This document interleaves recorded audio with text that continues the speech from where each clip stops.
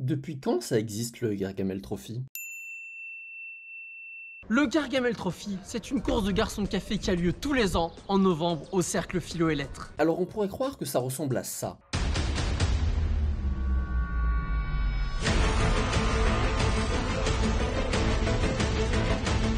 Mais en vrai, ça ressemble plutôt à ça. Les participants, par équipe de deux, vont de stand en stand pour remplir leur carton et partager un moment convivial en chantant autour d'une succulente bière spéciale. Mais alors depuis quand existe le Gargamel Trophy? Du coup, je voulais te demander, tu sais depuis quand ça existe le Gargamel Trophy? Non. Eh bien, pas du tout, non. Non.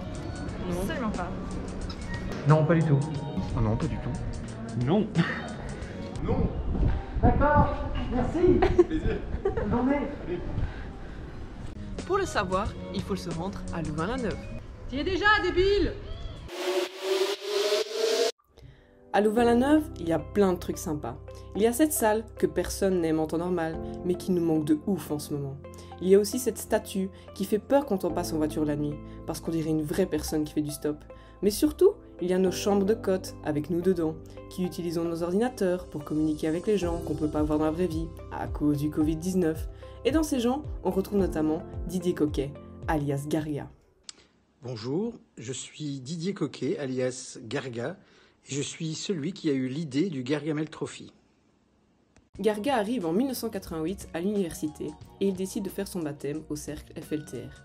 Le thème de son année de baptême? Les Schtroumpfs. Mais vu que son président de baptême, il ne connaît pas tous les Schtroumpfs, comme le Schtroumpf propriétaire, le Schtroumpf Rasta ou le Schtroumpf cool, et qu'il est à court d'inspi de ouf, il décide donc de l'appeler Gargamel.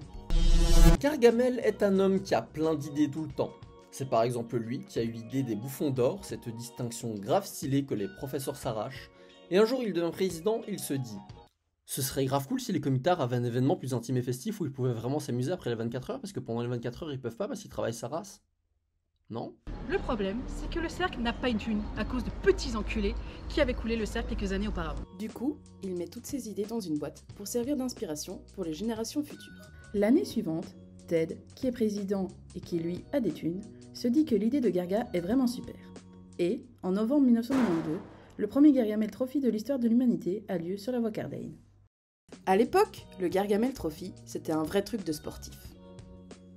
Il fallait démarrer du cercle, faire toute la voie Cardane, tourner à droite sur la rue Paulin-Ladeuse, descendre en roulant le gazon jusqu'au cercle Cardane, et surtout remonter ces bâtards d'escaliers de locaille.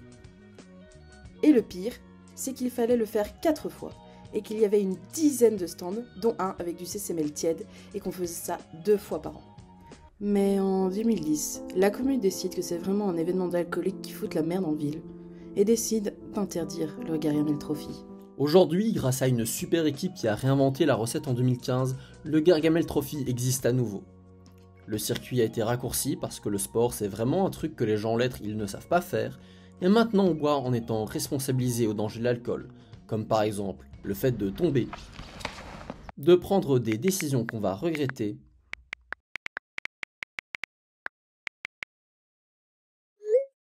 ou de mourir d'un coma éthylique.